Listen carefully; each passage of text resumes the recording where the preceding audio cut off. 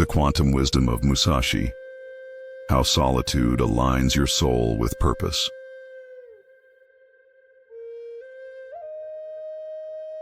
The vibrational factor external noise distorts without you noticing.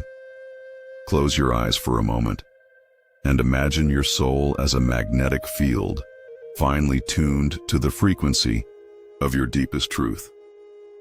Now imagine that each external voice you prioritize over your own slightly pulls that field out of harmony. Slowly, almost imperceptibly, your vibration becomes less you and more them. This is the silent erosion that most never notice until they feel lost without knowing why. We often live in constant exposure to environments that do not resonate with our essence. Conversations filled with dissonance, energies that fragment rather than integrate. Every incoherent interaction weakens the soul's magnetic coherence, making it harder to stay centered. This is not just emotional, it's vibrational.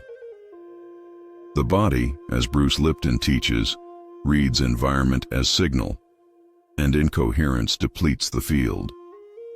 Musashi didn't retreat from the world because he feared it.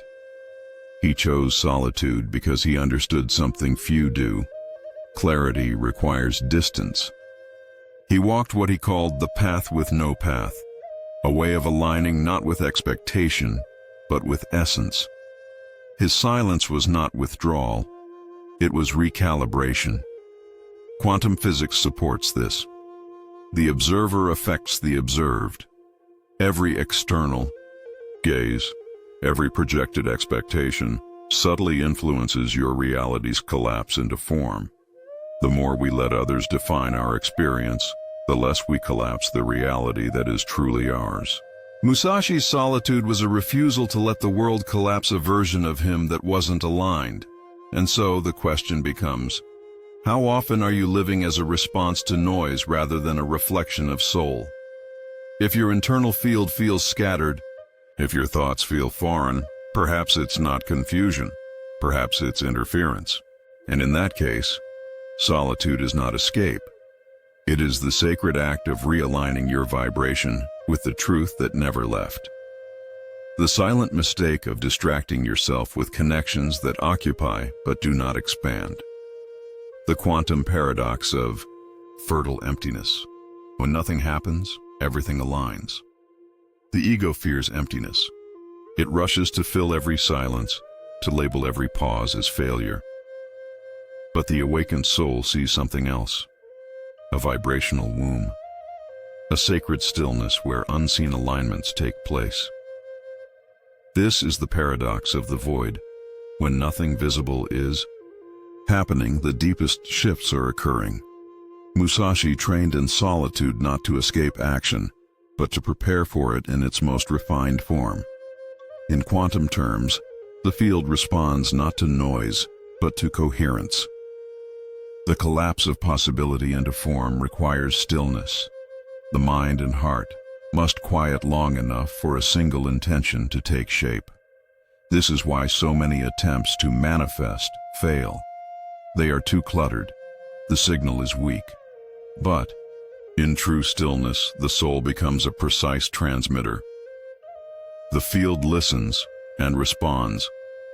Musashi knew that battle was not won in the moment of action, but in the space before it. In the silence of training, in the solitude of alignment. He was not just preparing his sword, he was tuning his frequency. In solitude, he became one with his path.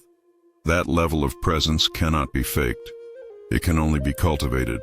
In quiet, sacred space, intentional solitude is not absence. It is attunement. It is stepping out of the collective frequency so you can listen to the subtle call of the field, the inner guidance system that leads without noise. The more you listen, the more you realize. Your path was never lost. It was simply drowned out. In stillness, it returns. So ask yourself, can I hold the void without rushing to fill it? Can I trust the invisible process? The mind will say, nothing is happening. But the soul knows. This is when everything is aligning. In the space where you release the need to control, creation begins, quiet, sacred, and true. Not all connection is nourishment. Some ties, though filled with words and gestures, offer no real exchange. They occupy time but leave the spirit emptier. This is the illusion of company, being surrounded and yet feeling profoundly alone. True solitude begins not when you're by yourself, but when you realize how many of your connections ask you to abandon yourself just to maintain them. Purposeful solitude is a vibrational focus. It is choosing coherence over convenience, alignment over attachment. Many live entangled in daily interactions that do not challenge them, inspire them, or support their essence. These relationships function, but they do not elevate. And, over time, the soul begins to ache under the weight of its own neglect. The soul is not passive. It will rebel against being ignored, especially under the disguise of functional relationships. You may find yourself exhausted, unfulfilled, inexplicably disconnected, even when everything looks fine from the outside. That dissonance is not dysfunction, it's guidance. It's your deeper self urging you toward silence, so it can finally be heard. Musashi understood this deeply. He withdrew, not from love, but from distraction. He sensed that too many unnecessary bonds thin the thread of purpose. Each unnecessary entanglement pulls at your attention, dilutes your intention, and scatters your vibration. For a warrior of consciousness, focus is sacred. Not all ties deserve space in the field of manifestation. So reflect gently. Are your connections expanding you or simply occupying you? Do you leave your interactions more alive or more diminished? Solitude, when chosen consciously, isn't about absence, it's about making space for presence. Because in that space, your true direction begins to emerge. 3-step technique. How to use solitude as an antenna for aligned manifestation. Solitude is not a void, it is a vibrational instrument. When used with presence and intention, it becomes a powerful antenna for aligning with the quantum field. The formula is simple yet deeply transformative. Solitude plus presence plus coherent intention. Activated quantum field. In this space, you're not pushing reality. You're inviting it through vibration. Step 1. Mental emptiness. Begin with a practice that gently silences the mental noise. Active meditation, conscious breathing, or simply sitting in stillness with eyes closed. Focus on the breath. Inhale clarity, exhale distraction. This is not about controlling thoughts. It's about releasing the urgency to follow them. Let your mind become like a quiet room, ready to receive. Step 2. Emotional truth. Once the mind settles, meet yourself with radical honesty. Write freely in a journal or sit in direct contemplation. Ask, what am I truly feeling? What part of me needs to be heard? No fixing, just presence. This honesty recalibrates your emotional vibration. As Bruce Lipton teaches, emotions are biological feedback, your body's way of guiding you back to coherence. Step 3. Silent intention. Now, in that softened space, hold your desire not as a request, but as a vibration. Don't ask, don't beg. Feel it. Imagine it already. Real. What does your body feel like in that reality? What does your heart say there? Let the intention become a frequency that radiates from you in silence. This is the language the quantum field understands. Practicing this daily, even for a few minutes, shifts your field. You begin to walk differently, speak differently, attract differently. You're no longer broadcasting confusion, you're emitting coherence. As Neville Goddard said, assume the feeling of the wish fulfilled. And when you do that in stillness, The universe doesn't need more words. It hears your vibration. So ask yourself now, am I sending mixed signals into the field? Or am I aligned in presence, truth, and intention? This three-step practice is not a task. It's a return, a remembering, a resonance with the reality your soul already knows is possible.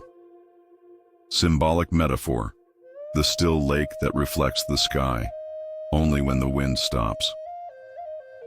Picture a quiet lake at dawn, no ripples, no breeze, just stillness. In that perfect calm, the water becomes a mirror, reflecting the sky with crystalline clarity. Every cloud, every color, perfectly mirrored on the surface. But when the wind stirs, even gently, the reflection disappears. The sky is still there, but the surface can no longer hold its image. This is the soul in noise versus the soul in silence. Musashi was that still lake. His inner quiet allowed him to see what others missed. He could perceive the enemy's movement before it happened, not because of magic, but because his field was clear. He did not react from chaos. He responded from centered stillness. In this reflective state, clarity becomes instinct, and life no longer surprises you. It reveals itself to you. Your soul holds the image of your purpose. It knows why you're here. But in a turbulent mind, that vision gets distorted. You see fragments, shadows, guesses. Only when your inner wind, the anxious thinking, the emotional noise, settles, can the deeper truth reflect. Solitude is not the answer. Silence within solitude is. That's when the mirror appears. This is the quantum truth. Coherence reveals clarity, and clarity reveals purpose. When your inner lake becomes still, the field reflects back not just what you think, but who you truly are. The universe doesn't reveal your next step in the noise. It whispers it in stillness. Just like the sky, it was always there, but only still water could show it. So ask yourself, is my lake still enough to reflect the sky? Is my mind quiet enough to receive what's already trying to reach me? The answers are not hidden. They're simply waiting for the wind to stop. And when it does, the purpose you've been searching for appears, right there in the mirror of your soul.